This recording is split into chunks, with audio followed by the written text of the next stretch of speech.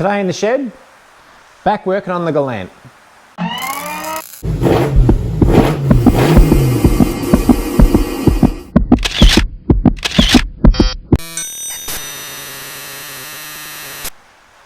Just quickly, in the comments, one of the guys, might have been Alistair, I think it was Alistair, he said that the Galant uses the whole boot as a radio aerial, and he goes, if you look down at one of the hinges, there'll be an aerial cable running to it. So what do you know, look at this. There's a electrical connector on, this is the spacer for where the boot bolts on.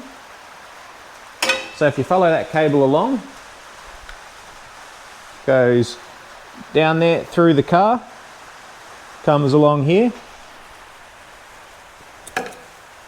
and look at this, what do you know? Aerial connection. How cool is that? So I don't know why someone had fitted one onto the A-pillar, but all good. We'll go back to the OG, the boot. That's cool as hell. I've never seen a car that's had that before. So, okay. So one of the jobs I did previously was make some door trims. When the car came, it didn't have front door trims, and being a hardtop, these things are super rare. So decided to make them. So I made this first one. There's a video about it previously, and I made it out of MDF. And the comments, I got quite a few comments saying that MDF doesn't deal well with water, and it was the wrong product. And absolutely agree. In hindsight, I don't know what I was thinking, but yeah, it doesn't matter, because this one here will work perfectly as a template for the other two. And I'm going to make them out of masonite, which can handle moisture and water, and that was the product suggested in the comments. So thanks heaps, guys. Yeah, it's definitely saved me a bit of a screw up, because this is going to go off and get trimmed, and the worst thing that could ever happen was you go and pay someone to trim it, and then it doesn't last because you made it out of the wrong product, and it goes all wavy or bows or does something like that. That would be a poor result. Also, I'm not sure if I covered it in the last video, but I wasn't sure if I had these pieces. There's a I don't know what you call it, a scratch plate or a piece of material or plastic or metal that goes in here around the door opener. There's one here for the door locking mechanism, which is, I believe it's hardtop only that has this here. The sedans, I think they've got a normal snib arrangement in the door, but the hardtops have got this lever on the door. And then there's the big door handle, which I'm not sure if it's hardtop only or if it's the same for the sedans, but it's quite a big unit. I wasn't sure if I had that stuff when I made the last, when I made this one here. I've gone and dug around in the box of tricks that came with the car, and everything's there, which is fantastic. I'll show you now, but it's going to make this look really good.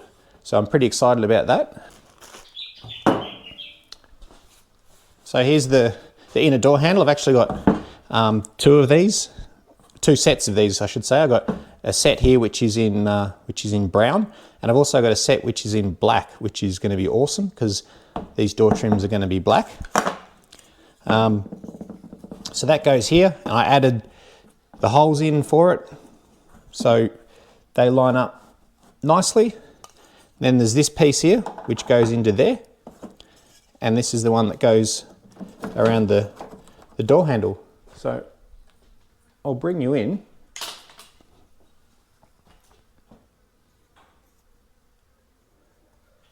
So this is the piece that goes around the lock, just there. It's white now, but I'll paint. This is plastic. This piece here, I'll paint it black. And then there's this bit that goes on it that says lock, and that just slides on there like that. And that's how you lock and unlock the door. You push the lever across, the door locks. You pull it back and it unlocks. Pretty cool. And then this is the one that goes around the door handle. And then obviously this big piece here is the grabber, and I guess you rest your arm on that there. So that's all pretty cool. Very happy that all these original, I'm positive they're super hard to get bits are here. Shout out to Lockie, the guy bought the car off. He was very fastidious and particular guy, and I tell you what, that's the perfect person to buy an old rare car off, because they've usually done a great job of bagging and tagging everything and making everything super easy to find. So cool, enough yabbering. I've got some masonite and I'm going to make 2 of these pieces, the same as this one.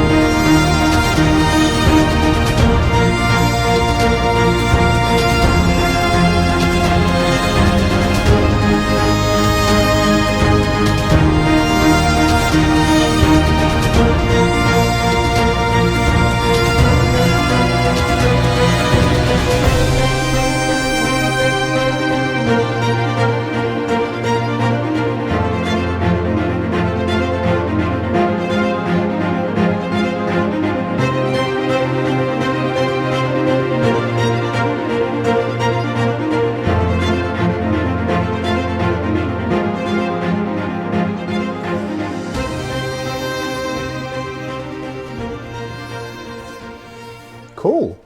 Yeah, it seems to all fit up. Just get the bag of tricks.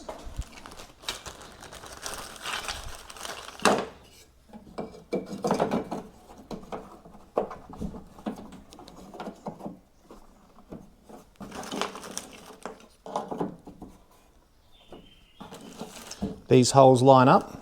We're good. Yep, that'll work perfectly. I'll just try the other one now.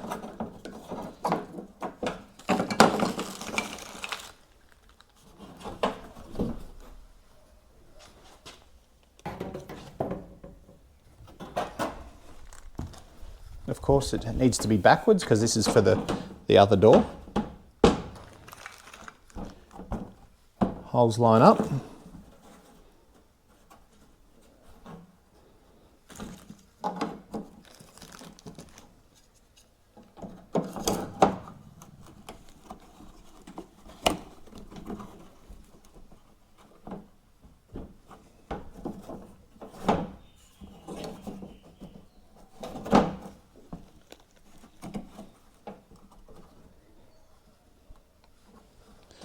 All good.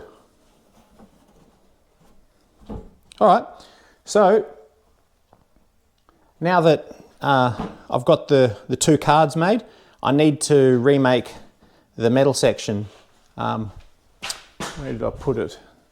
The original one that I made this out of 1.2 millimeter sheet metal, which is absolutely ridiculous. It's super heavy and it's too much, like it's ridiculous. And I needed to make another one anyway, and I wanted to refine the design a little bit.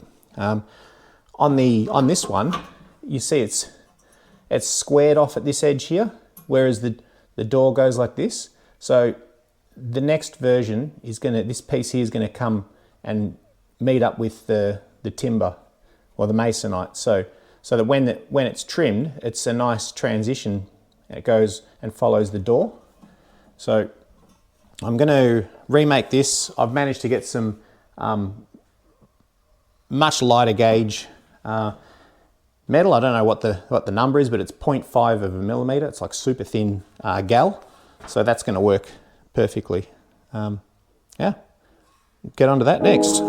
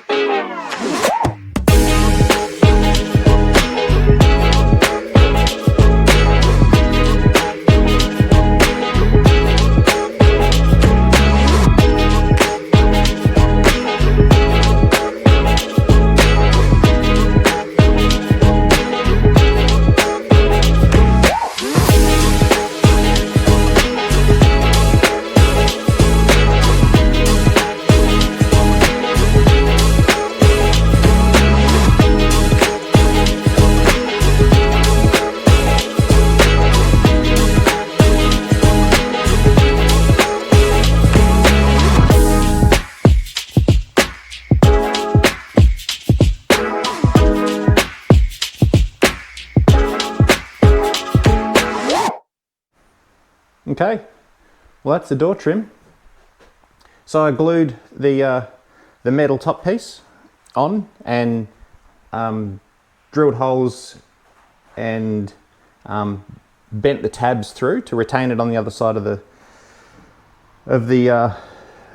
wood.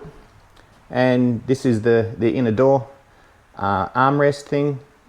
There's the piece that goes around the door opener, and that's the lock assembly. So this is cool. I'll get these loaded into the car tonight, and I'll go drop them off at the trimmer with the seats. But now I just got to do all this on the other door. So off camera, for the last couple of weeks, I've been sanding on this car. So sand, bog, more primer, sand, bog, more primer. Just been doing that for weeks now, honestly, and it's getting close. It's getting much closer. I've just been sanding on this rear quarter just now, and it's not bad. I was sanding over here, and I've got a bit there that I need to put some more primer on, and just here, these were they were low spots. But everything else is coming along. Yeah, I'll just keep on sanding.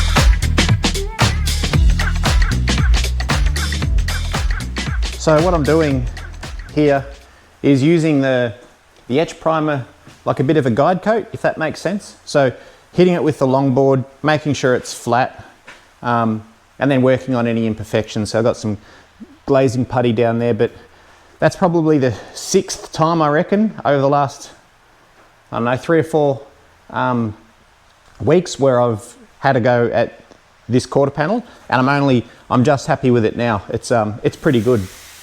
I'm not going to declare it's perfect because I'm not a panel beater, but yeah, I'm certainly happy with that now. So it's going to get a final coat of etch primer, and I've been working on the deck lid, the boot as well. Give that a coat of etch primer, and then the car's basically ready for high build and final blocking, which is pretty exciting.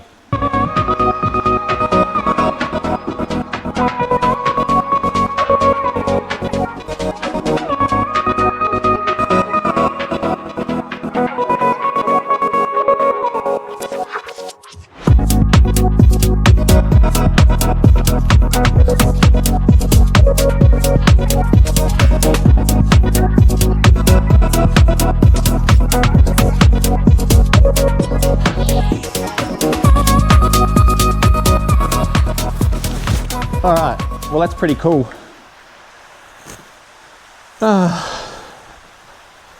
Exhausting.